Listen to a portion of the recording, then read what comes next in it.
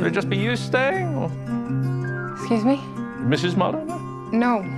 Alex Garland's horror movie Men is unfortunate both as an individual work that crashes and burns, and as a follow-up to his sci-fi exploration of trauma and self-destructiveness, Annihilation. His new work tackles a few similar themes, repackaging them as isolated folk horror that proves initially effective thanks to its lead performances, and a few visual evocations of Lars von Trier. However, it soon begins to take a thuddingly literal approach to even its most esoteric and abstract ideas. What starts out as an intimate, eerie piece eventually feels like an exercise in self-indulgence, albeit the kind that inspires shrugs and yawns rather than enrapturement, awe, or even the intended discomfort.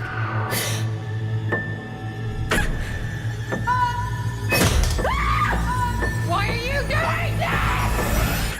The film begins with tragedy, as Jessie Buckley's Harper sees a man falling past her apartment window. Sometime later, Harper drives to the lush English countryside where much of the story is set, and where she rents a quiet, rustic cabin to get away for a while. Its owner, Jeffrey, played by an unrecognizable Rory Kinnear, smiles with uncannily shaped teeth as he shows her around, jesting on the edge of overfamiliarity. As Harper explores the nearby village and its winding woods, Garland and his cinematographer Rob Hardy craft a haunting atmosphere that smuggles paranoia into the frame. Before long, what unsettles Harper isn't just her new surroundings, but the various men of the village, each a wildly different type with a different appearance, but each played by Kinnear. In their interactions with Harper, the village denizens ride a fine line between unassuming and sinister, resulting in a first half in which men brims with mistrust. As we learn more about Harper through flashbacks, the story becomes about how Harper's traumatic past still ripples and manifests around her. The men of the village are part and parcel of these manifestations, painting an intricate picture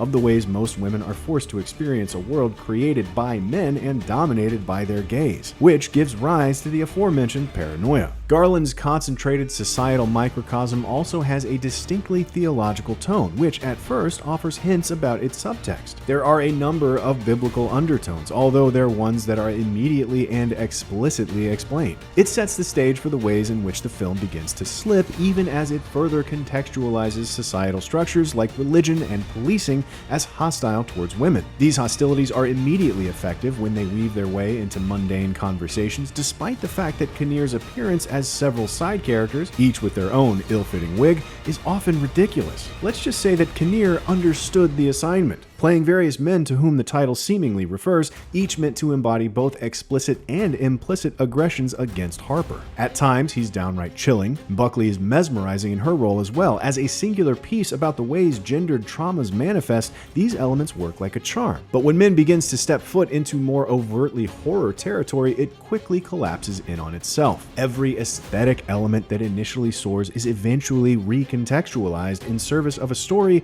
whose abstractions don't quite work once the scenes around them take a more literal bent. The more ethereal its metaphors become, the less that its tangible, slasher-esque chases seem to work. It's one jump scare too many for a film that's much better at initially unnerving you slowly and steadily than it is at startling you the same way over and over again as it dovetails towards its ending. Its plot operates on too literal a level for its haunting imagery to stick in the mind, and it too soon becomes hard to take it seriously when the many silly-looking Kinnears are meant to be imposing in a classical horror movie monster sense. No amount of disruptive, disconnected vignettes with garish lighting can complement them either, and by the end, they only serve to distract from any semblance of building tension. Despite its aesthetic flourishes, the end result is a deeply utilitarian film, one where meaning is told rather than felt, and where moving pictures, even at their most visceral and inventive, end up in service of bullet points about a woman's perspective rather than an artistic extrapolation of it.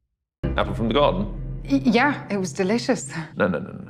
Mustn't do that. Men is a folk horror movie about gendered trauma that quickly falls apart. It skillfully builds tension in its first half with the help of brilliant lead performances, only to have that tension dissipate when its inventive metaphors become consumed by traditional staging and literal explanations. For more movie reviews, check out what we thought of Doctor Strange in the Multiverse of Madness and The Northman. And for everything else, stick with IGN.